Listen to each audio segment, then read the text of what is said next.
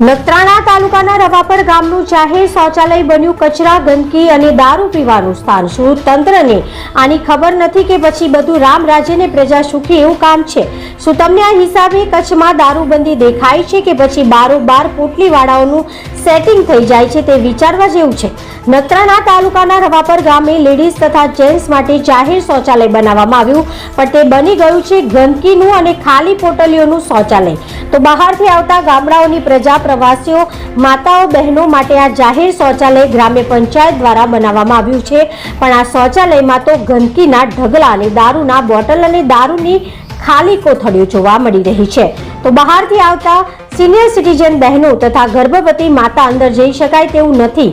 ચારે બાજુ ગંદકીના ઢગલા જોવા મળી રહ્યા છે। તો આ ગાંધીના ગુજરાતમાં સ્વસ્થ ભારતનું અભિયાન ખાલી લોકોને બતાવવા માટે જ છે તેવું લોકમુખે ચર્ચાઈ રહ્યું છે।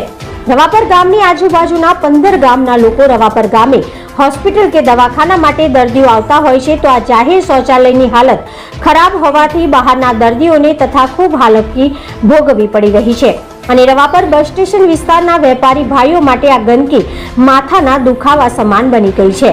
રવાપર ગ્રામ્ય પંચાયત તથા રવાપર ગ્રામના સરપંચ વિકાસ અને અન્ય કામોમાં નિષ્ફળ રહ્યા છે। આવી ગંદકીનું ગ્રામ્ય પંચાયત કે સરકાર કેમ ધ્યાન નથી આપતા તેવું લોકમુખે ચર્ચાઈ રહ્યું છે।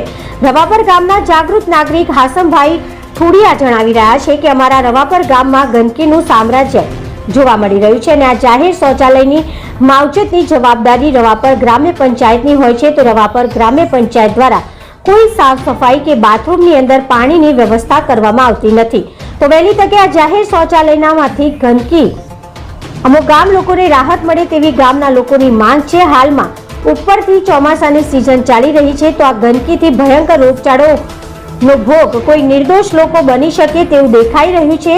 તો આ તમામ જવાબદારી ખરેખર રવાપર ગ્રામ્ય પંચાયત અને તલાટી સરપંચની હોય છે। તો આ ગંદકીના કારણે હાલમાં ચોમાસાની સિઝનમાં કોલેરા કે અન્ય કોઈ બીમારી ફાટી નીકળે તેવું જાહેર દેખાઈ રહ્યું છે। તો વહેલી તકે આની સાફ સફાઈ કરી અને આ શૌચાલય રેગ્યુલર પ્રવાસીઓને જાહેર જનતા માટે ખુલ્લું કરવામાં આવે એવી ગ્રામજનો દ્વારા માંગ કરવામાં આવી છે। Bureau report, Imran Avadiya, Ravapar, Kutch.